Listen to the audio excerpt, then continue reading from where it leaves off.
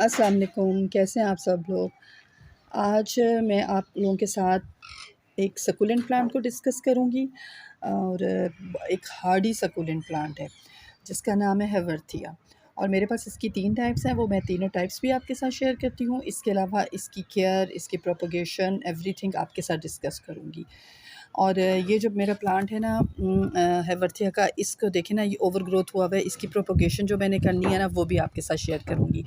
तो सबसे पहले मैं आपको ज़रा इंट्रोड्यूस कराऊँ इन तीनों प्लांट्स को। ये 3 मेरे पास वैरायटी हैं इसकी, ये देख लें।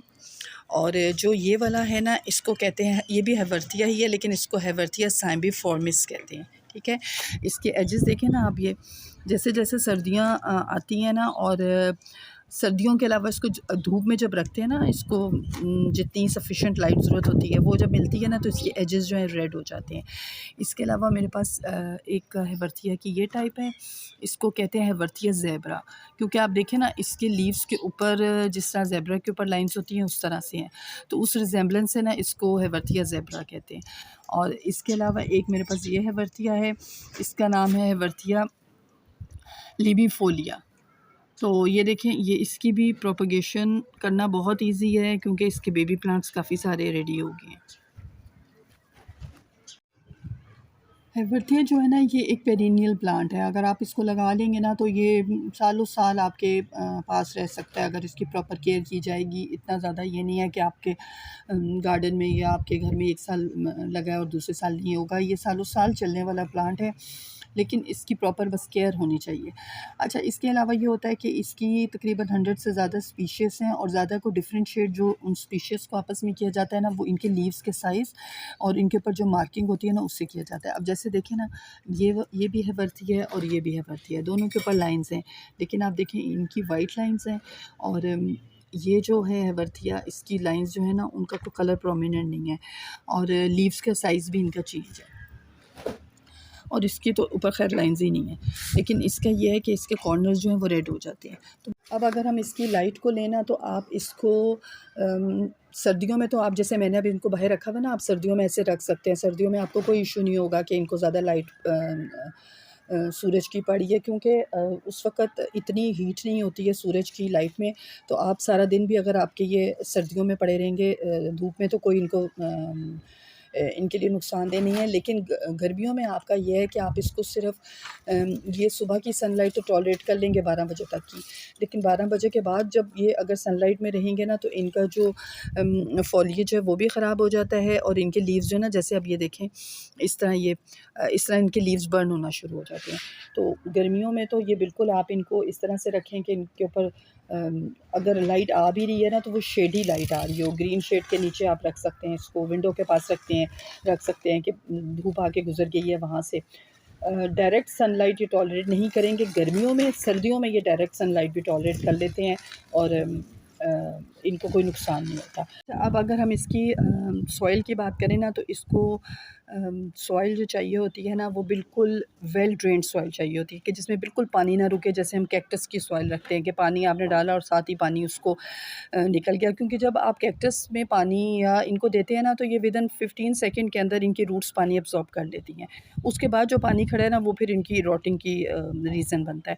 तो आप ऐसा पानी जैसे अब देखें, मैंने ये लिया है ना, यहाँ मैं अभी आपको प्रोपोगेट करनी है मैंने, तो ये देखें, इसके नीचे मैं आपको रुके होल्स दिखाती हूँ। ये देखें, इसके नीचे होल्स कितने ज़्यादा हैं। और इस तरह के आप होल्स वाला इसके लिए प्लांट लें, सॉरी पॉट लें।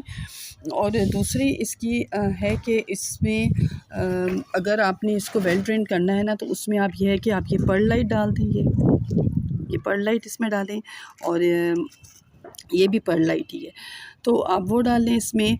या ग्रेवल्स जो होते हैं, ग्रेवल वाली सॉइल भी इसको बहुत अच्छी लगती है। या आप जिस तरह आपके घर में अगर एक्वेरियम है, तो उसके अंदर जो वो उसके जो ग्रेवल्स होते हैं, वो आप इसमें डाल के इसमें मिक्स कर सकते हैं। यानी कि आपको ना इसको एयरी बना के रखना है इसकी सॉइल को।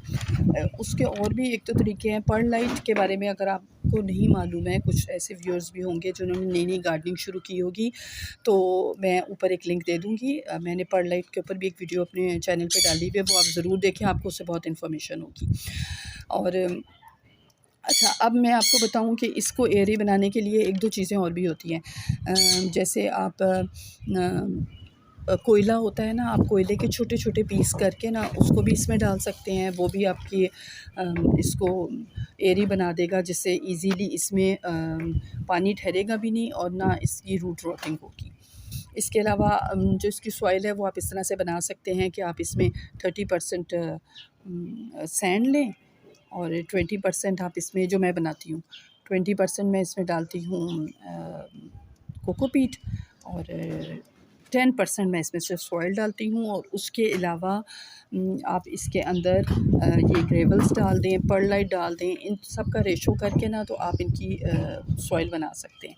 अच्छा, अब उसके बाद सॉइल का भी हो गया। अब इसके बाद आ जाती है आप इसके पेस्ट। इस पर कोई ऐसा सच पेस्ट इस पर अटैक नहीं करते हैं, मिलीबग्स बहुत कम, कहीं अगर इसको लग भी जाते हैं ना तो वो आप उसका तो सिंपल है कि आप उसमें कोई भी आप पेस्टिसाइड यूज़ कर सकते हैं, क्योंकि ये कोई फ्रूट ट्री तो है नहीं है कि आप इसमें फिर ये सोचें कि मैं इसमें केमिकली पेस्टिसाइड यूज़ ना करूं, तो आप कोई भी कर सकते हैं। अच्छा, इसके अलावा पाकिस्तान में तो मैं तो फ्लावर केयर नाम से पेस्टिसाइड यूज़ कर लेती हूँ, उसको डिल्यूट करके, तो वो आप कर सकते हैं इसके ऊपर। अच्छा, इनको ज़्यादा इशू जो होता है ना सकुलेंट्स वगैरह को, वो पेस्टिसाइड का कम होता है, फंगस का ज़्यादा होता है। तो आपने इसकी फंगस का ध्यान रखना है कि इसके लीव्स, अब जैसे ये है ना, ये तो ये देखिए ना कितने कंजस्टेड है। अगर मैं इसमें बहुत पानी, अब देखें ना मिट्टी इसकी नरम है लेकिन मैंने इसमें पानी बहुत कम दिया हुआ है, तो अगर इसमें पानी आप बहुत ज़्यादा कर देंगे ना तो वो तो आपको पता है वो इतना कंजस्टेड है, वो पानी की जो एवोपरेशन होगी तो वो इसको फिर ह्यूमिडिटी इसके अंदर हो जाएगी, या पानी की जब एवोपरेशन होगी तो वो इसके लीव्स में फिर पानी, उससे फिर इनकी रोटिंग शुरू हो जाती है। तो आप इसको, अगर आपने पानी देना भी है तो आप इसको दें जब आपने इसको बाहर रखा हुआ है ना, धूप, दिन के टाइम, शाम के टाइम सकुलेंट्स को पानी कभी ना दें। तो ये इसके पेस्ट का भी हो गया। फर्टिलाइज़र तो सिंपल इसकी फ़र्टिलाइज़र है, आप इसको डीएपी, मैं तो डीएपी यूज़ करती हूँ इनके लिए, और उसको भी डालने का तरीका ये है कि आपने, अब जैसे ये मेरे 3 प्लांट्स हैं ना, इनको मैंने देना, तो मैं हाफ़ टीस्पून से थोड़ा सा ज़्यादा चले आप कर लें डीएपी खाद ले लूँगी, और उसके बाद मैं ऐसा करूँगी कि उसको पानी में मिक्स करके ओवरनाइट रहने दूँगी। सुबह वो उसको अच्छी तरह से ऐसे पानी में बिल्कुल मिक्स करके उसको फिर दोबारा से ना, वो जो पानी बना होगा ना, उसको आप 1 लीटर पानी में डाल दें। अब वो जो मिक्सचर बन गया ना, उसको आप इनको दें। डीएपी बेस्ट होती है सकुलेंट्स के लिए और कैक्टस के लिए। और वाटरिंग आपने इसकी तब करनी है कि जब इसका टॉप 1 इंच सॉइल इसकी जो बिल्कुल ड्राई हो जाती है ना, तो तब उस वक़्त आपने इसकी वाटरिंग करनी है। और गर्मियों में तो आप इसको पानी इसी तरह करेंगे कि जब ये ड्राई हो जाएगा प्लांट, तब आप इसको पानी देंगे। ह्यूमिडिटी इसको कोई इतना तंग नहीं करती है, उसको एक्स्ट्रा पानी अगर आप देंगे तो वो प्लांट को ख़राब करेगा। और सर्दियों में तो आपको पता है कि बिल्कुल जैसे, अब मैंने इसको ड्राई सा रखा हुआ है ना, ये आपको मैंने अभी मिट्टी इसकी दिखाई थी कि बिल्कुल ड्राई है, ये देखिए ये बिल्कुल ड्राई है, तो इस तरह आपने रखनी है। और उसके अलावा ये होगा कि, और सर्दियों में तो पानी देना ही आपने बहुत कम है, हफ़्ते में आप 1 दफ़ा इसको पानी दे दें तो वो इसके लिए काफ़ी होगा। और वर्थिया जो है ना, ये क्लस्टर्स में बढ़ता है। अब ये देखें ना, जैसे ये पूरे क्लस्टर्स में बढ़ा हुआ है। अब ज़्यादातर इसके लिए जो पॉट यूज़ करें ना, जैसे ये मैंने किया हुआ है ना, इस तरह के शैलो पॉट ज़्यादा इसके लिए बेटर रहते हैं कि आप उसमें लगाएं, क्योंकि ये बढ़ता है क्लस्टर में। तो आप जितना शैलो और इस तरह का फैला हुआ वाइड पॉट लेंगे ना इसके लिए, तो उतनी ही ये अपनी जो ये बेबी प्लांट्स है ना, वो ज़्यादा निकालता है। अब जैसे ये देख लें ना, ये अब इसके ये इस साइड पे भी निकल रहा है ये, और इसके यहाँ पे भी निकल रहा है ये, और ये अगर आप को नज़र आ रहा हो ना, तो ये देखें यहाँ पे भी इसके 2-3 प्लांट्स निकल रहे हैं, ये भी निकल रहा है, ये भी निकल रहे हैं, यहाँ पर हैं, यहाँ पर हैं, यहाँ पर हैं, ये देखिए। तो वो जितना वाइड होगा ना आपका, तो वो प्लांट जहाँ जहाँ उसकी फिर रूट्स फैलेंगी ना, वो उसी तरह बेबी प्लांट्स निकालेगा। और ये वाले तो ये क्लस्टर में होते हैं, ये देखें। अब ये इसके इतने ज़्यादा हैं ना, अब इसको मिट्टी से पहले निकाल कर, अब इसकी प्रोपोगेशन मैं इस तरह करूँगी कि इसको पहले मिट्टी से ना बाहर निकाल दूँगी प्लांट को। उसके बाद इसकी ये जो रूट्स में साइड पे लगे हुए हैं ना, ये जब मैं प्रोपोगेट करूँगी, मैं ये वाला प्लांट इनकी वीडियो आपको बना के बताऊंगी, लेकिन अभी मैं आपको थोड़ा सा बता देती हूँ कि इसको निकाल के फिर हम देखेंगे जिनके साथ साथ रूट्स होंगी ना, वो वाले आपने इसके प्लांटलेट्स अलग करने हैं। ये मैंने ऐसे ही किया हुआ था, ये देखें, और ये कितनी अच्छी इसकी ग्रोथ हुई हुई है, देखें। चलें अब हम इसको प्रोपोगेट करते हैं, मैं आपके साथ शेयर करती हूँ। ये पॉट में है तो अब इसको हम निकालते हैं बाहर और फिर मैं आपके साथ इसको शेयर करती हूँ। ये देखें,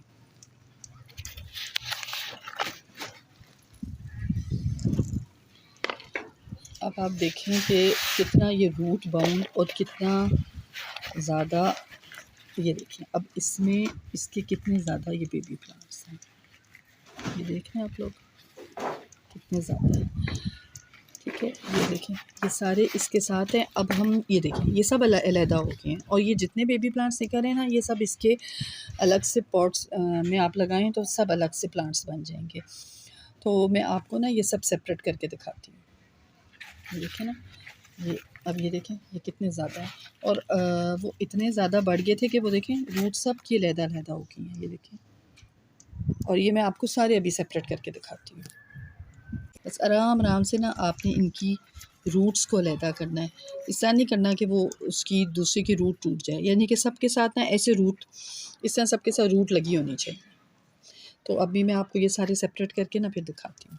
मैंने सारे ये देखें प्लांट्स निकाल के ना आराम से उनमें से हर एक को ना ऐसे सेपरेट कर लिया, जैसे ये जुड़ा हुआ है ना, जैसे ये जुड़े हुए 3 इसी तरह थे सब, और मैंने सबको ना सेपरेट कर करके और सबके साथ ऐसे उनको सेपरेट किया है कि हर प्लांट के साथ रूट हो।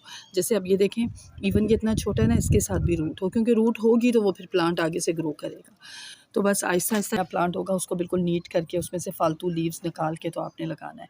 तो बस अब ऐसे करेंगे कि इसको ऐसे यहाँ सेंटर में रख देंगे, ठीक है, और ये ऐसे करके हमने इसको फिर बस सिंपल आप इसको फिर जब प्लांट लगाएं ना आप, चाहे वो सकुलेंट है चाहे वो कैक्टस है, उस वक्त तो आपने उसको बिल्कुल अच्छी तरह से पानी देना होता है, क्योंकि वो प्लांट एक नई जगह पे जाता है, वो वैसे ही स्ट्रेस में आया होता है ऐसे। और ये देखें ये आपने इसके अंदर इसको ऐसे डाल देना, बस ठीक हो गया। और अभी मैं आपको बताती हूँ, जैसे अब ये है ना, इसका आपने ये पार्ट रिमूव कर देना है, ये वाला, और फिर आपने इसको उठाना है और सिंपल आपने इसको भी इसके रूट समेत इसको ऐसे अंदर डाल दिया था। अच्छा अब आपने ना इसको अभी तो पानी आपने अच्छी तरह से दे देना है इसको, ठीक है, क्योंकि जब भी आप प्लांट लगाएं ना तो आप उसको एक दफ़ा अच्छी तरह से भर के उनको पानी दें।